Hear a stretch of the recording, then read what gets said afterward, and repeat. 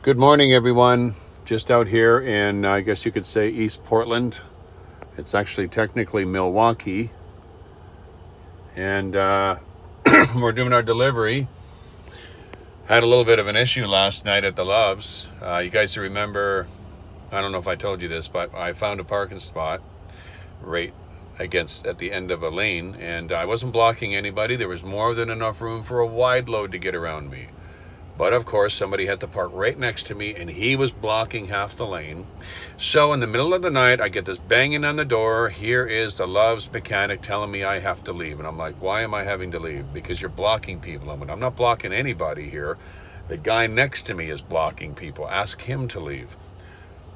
And I guess you got well, you're not in an official parking spot. I says, there's several guys around here that are not in official parking spots. He goes, yeah, we're going to ask them all to leave. So, because of the one guy next to me who was, I'm trying to be pleasant by saying this, was inconsiderate enough to park in a spot where other drivers couldn't get around him, about a half a dozen drivers had to leave last night, including me. So I made my way up to Clackamas and parked it there and got my 10 off there.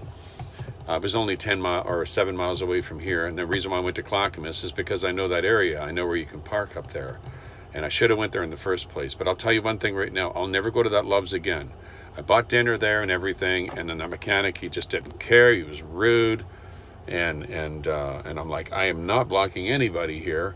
But nope, there's 6 guys that had to leave. And they were not happy about that, I'll tell you. I mean, your clock is, you're trying to reset on your clock. Some guys are there before then. Who knows how much longer they had to go before their clock reset. Now they're having to drive on their clock to get out of there, or drive illegally to try to find parking. And I said to the guy, well, where am I supposed to park around here? And he goes, well, you can park on the highway. I'm like, really? You want me to go park on the highway? Good advice from a Loves mechanic.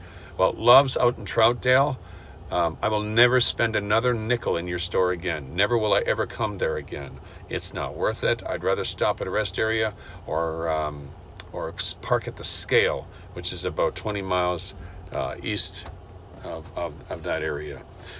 And you know what? I could have went over to the TA and someone had made mention, a lot of companies should be paying for parking for your company. I'm pretty sure these guys would pay for parking, but it was after hours and I wasn't going to bug someone for money.